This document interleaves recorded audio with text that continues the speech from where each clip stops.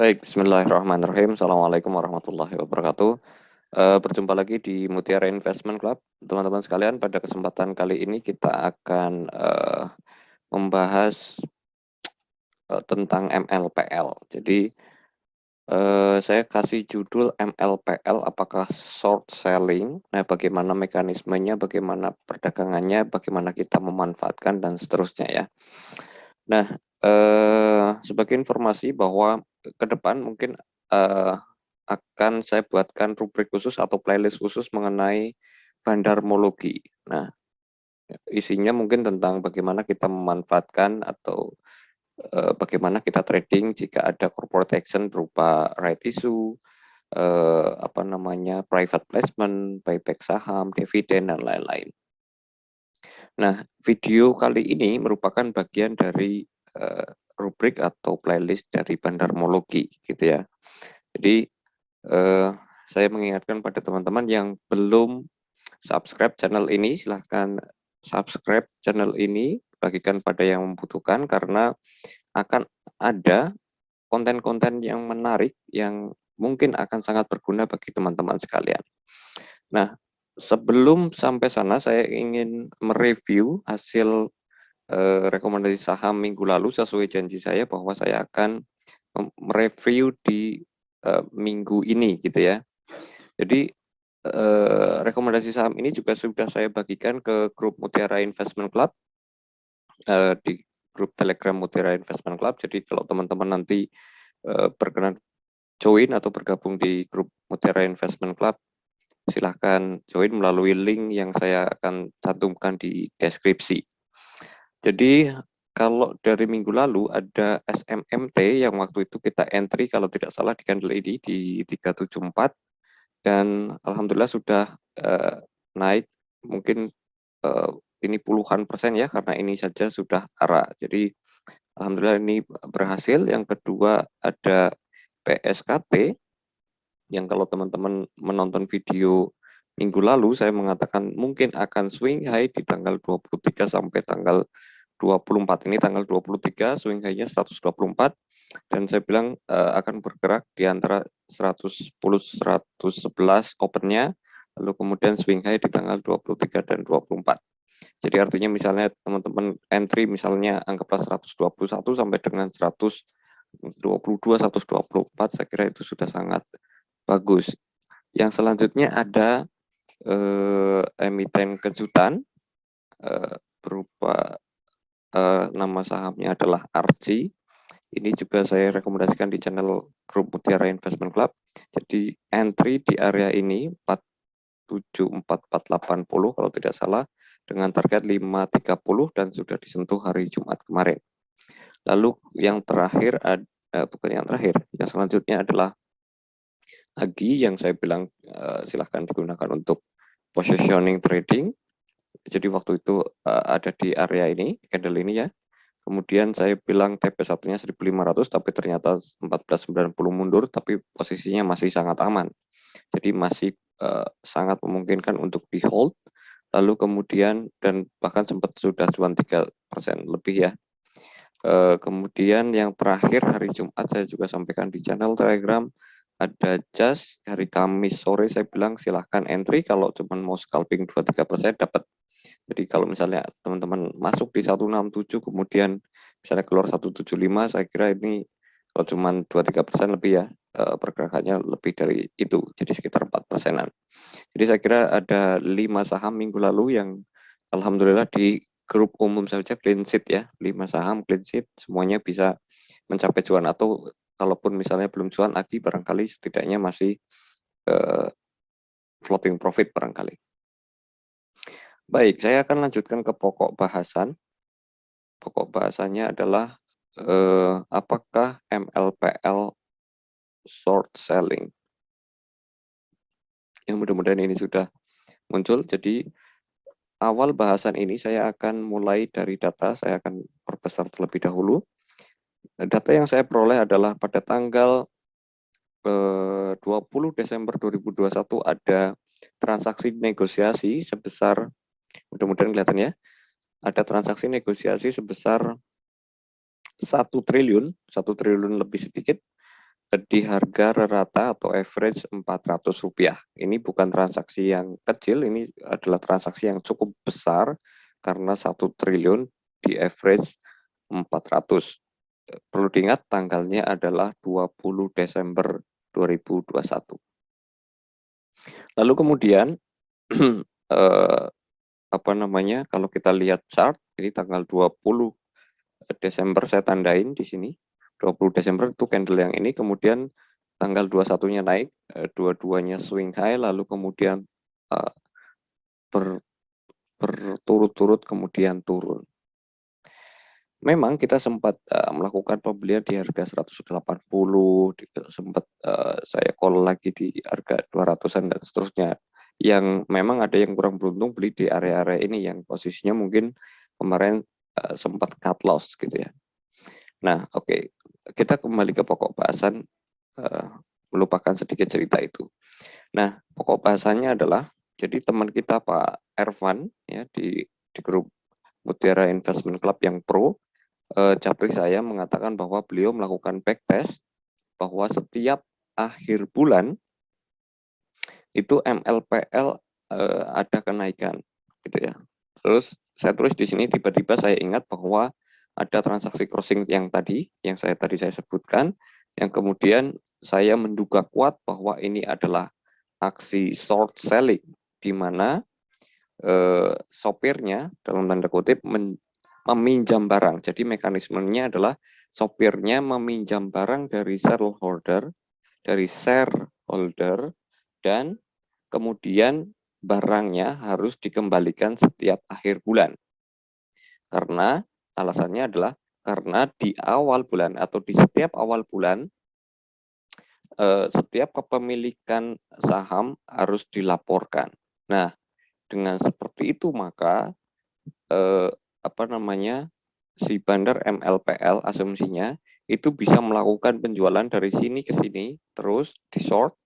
Jadi sudah punya barang di 400, kemudian misalnya ya dari harga 400 itu kemudian sempat dibawa ke 420-an barangkali ini ya, 420-an, terus kemudian diguyur terus-menerus, dijual setelah akhir bulan ini, mendekati akhir bulan, tinggal dilihat ini backtestnya tanggal 26 Januari kemudian di cover balik, dibeli kembali gitu ya. Berarti jualan di atas, beli di bawah. Nah, sebelum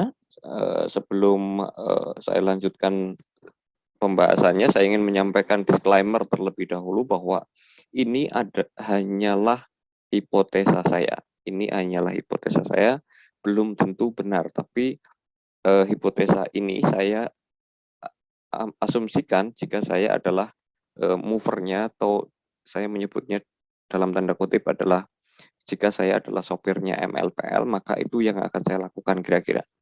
Mari kita lihat penjelasan detailnya, bagaimana caranya tetap mendapatkan untung, bagaimana caranya bisa mendapatkan untung dengan mekanisme short selling. Nah, ini juga sekaligus menjelaskan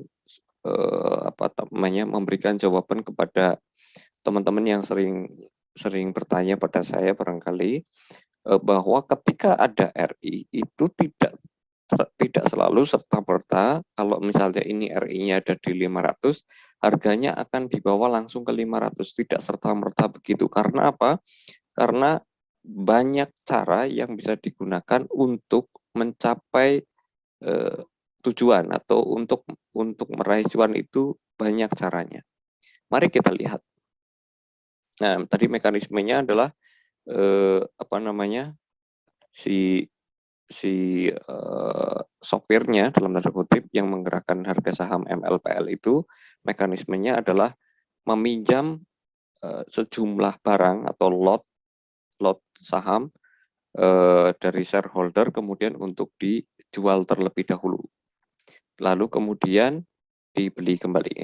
Ini penjelasannya. Misalnya ya, saya ambilkan data dari tanggal 22, tadi kan kita lihat ya tanggal 22 Desember, tanggal 22 Desember berarti candle yang ini, yang paling tinggi ini, sampai dengan tanggal berapa ini, tanggal 7 atau tanggal 8 Februari.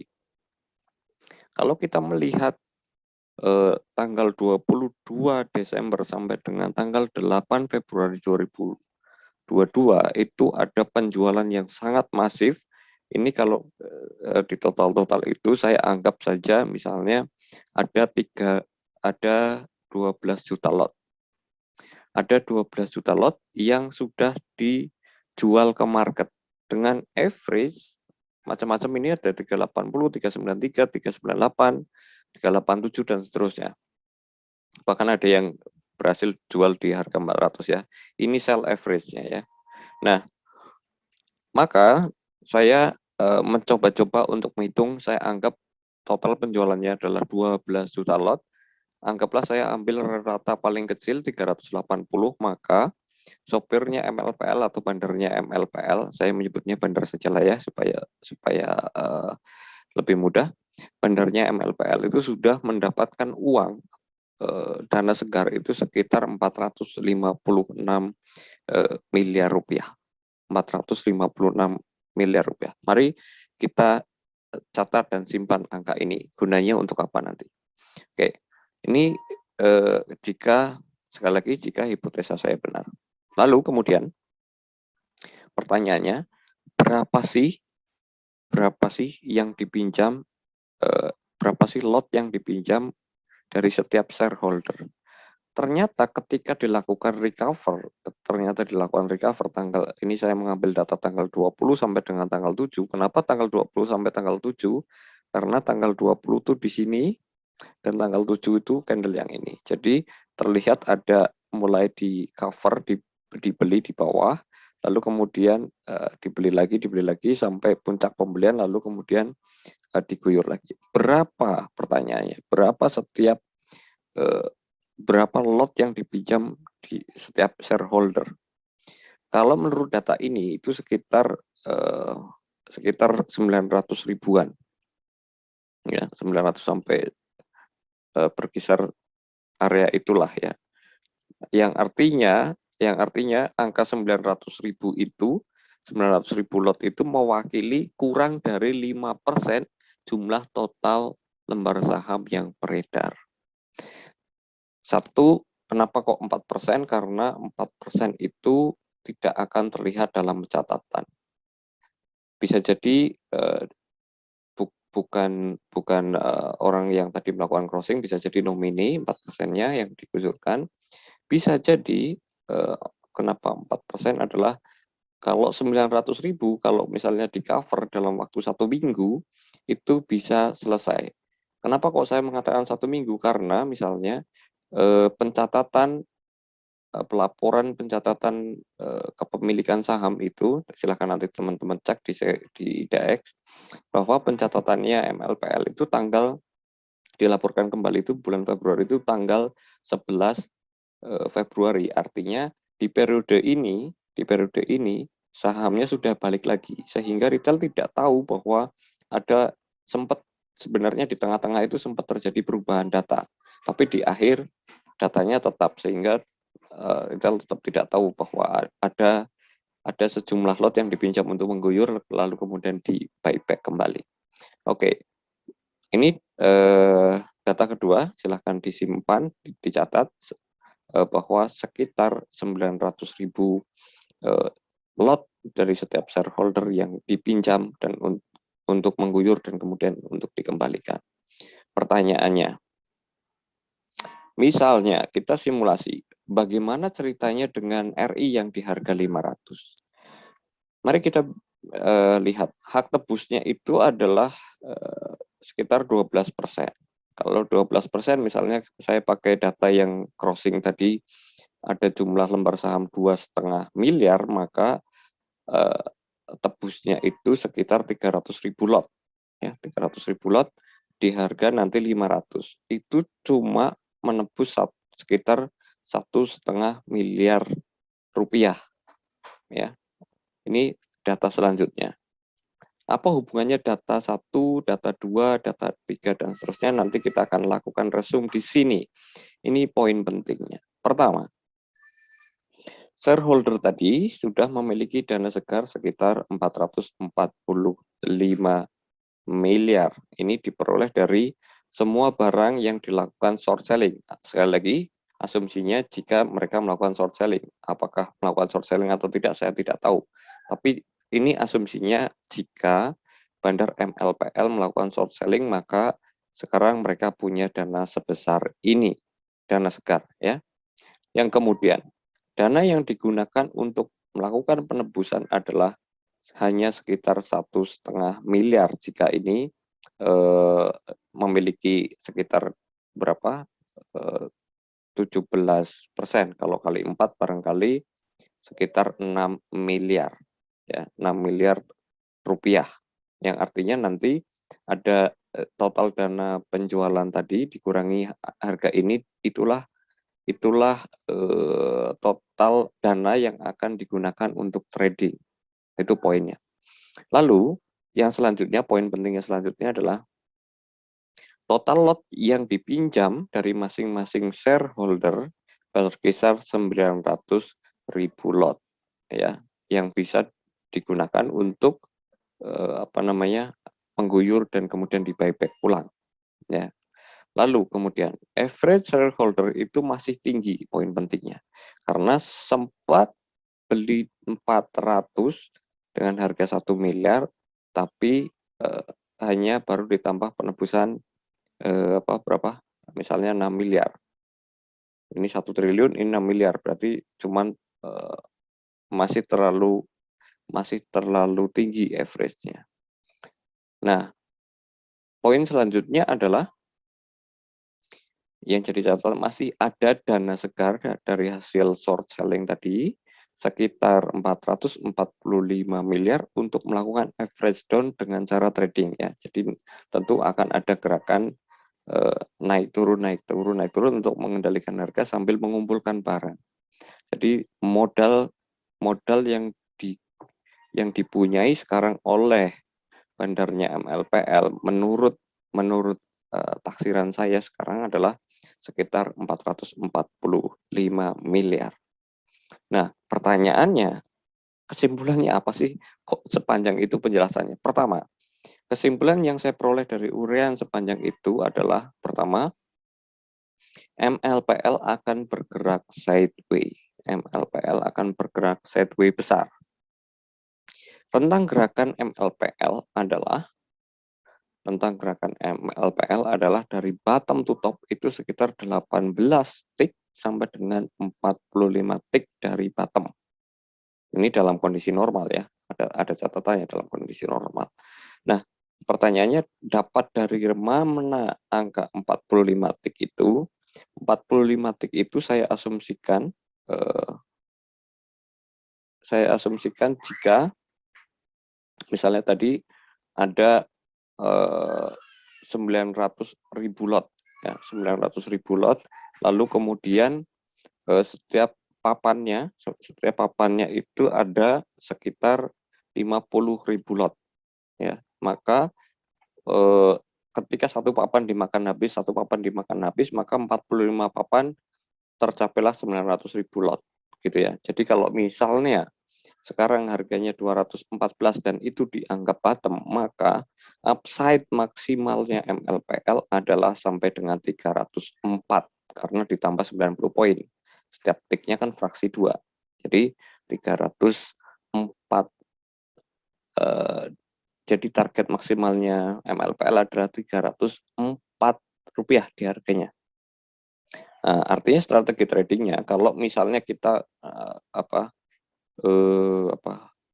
memforecast bahwa kenaikan MLPL itu ada di rentang ini, maka jika ada harga MLPL ditambah 18 tick berarti 36 poin, berarti kalau sekarang 214 berarti 250, maka kalau ada harga MLPL di harga 250, maka teman-teman wajib trailing stop, dan jika ada di 304 sebaiknya TP, karena dengan asumsi yang tadi kemungkinan MLPL akan turun lagi, terus kemudian untuk di cover kembali.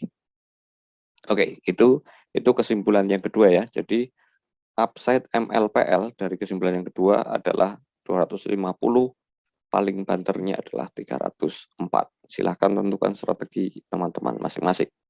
Lalu Kesimpulan yang ketiga adalah kemungkinan public participation atau istilahnya bandar baru mengizinkan retail-retail masuk untuk melakukan markup harga itu baru akan dimulai setelah semua shareholder-nya berhasil memperbaiki average. Ya tadi kan punya dana sekitar 450-an miliar untuk melakukan averaging down dengan cara trading. Dan ada kepentingan lain. Jadi masa setway-nya saya perkirakan 2-3 bulan dengan menggunakan dana 450-an miliar tadi untuk mencapai average yang terbaik, lalu kemudian baru jika average-nya sudah bagus dan kemudian memang sudah ada kepentingan yang mendesak, entah itu kepentingannya untuk memperbaiki market cap MLPL, memperbaiki market cap shareholder-nya dan sebagainya, maka barulah MLPL akan dilakukan markup setelah masa sideway panjang sekitar 2-3 bulan. Jadi kira-kira itu kesimpulan saya dari hasil hipotesa bahwa MLPL melakukan short selling. Apakah benar atau tidak saya tidak tahu. Ini hanya cara saya memandang bagaimana kira-kira MLPL atau bandar MLPL menggerakkan harga, mereka tetap mendapatkan cuan, RI-nya bisa ditebus, tujuan-tujuan RI itu tercapai, sahamnya terserap, hutangnya terbayar, dan seterusnya, sementara mereka tetap bisa mendapatkan cuan. Nah, mungkin itu yang bisa saya sampaikan. Mudah-mudahan kita semua juga dapat mengikuti pergerakan ini dan ikut cuan bersama bandar-bandar saham yang lain. Saya kira itu saya cukupkan. Terima kasih. Assalamualaikum warahmatullahi wabarakatuh.